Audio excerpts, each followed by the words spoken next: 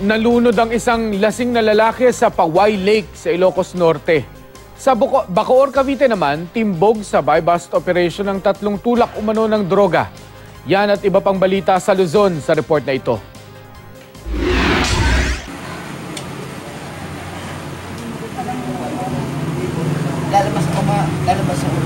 Mangiyak-ngiyak pa habang humihingi ng tawad sa kanyang buntis na misis si Emmanuel Barcelona. Natulak umano ng droga sa Bacoor, Cavite.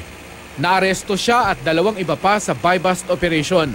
Nakumpiska sa mga suspect ang ilang pakete ng hinihinalang shabu, drug paraphernalia at marked money.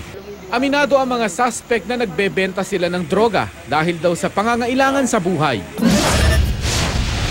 Sa Malolos, Bulacan, 5 stall sa isang palengke ang nasunog.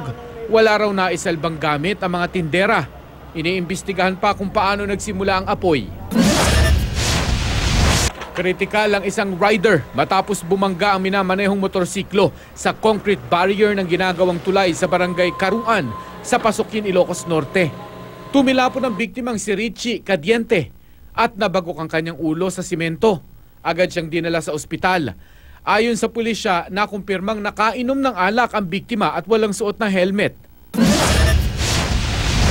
Lasing din daw ang lalaking ito na nalunod sa lawa sa bayan ng Paway.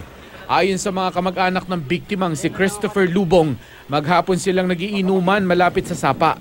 Nagpaalam daw si Lubong na maliligo pero hindi na siya nakaahon.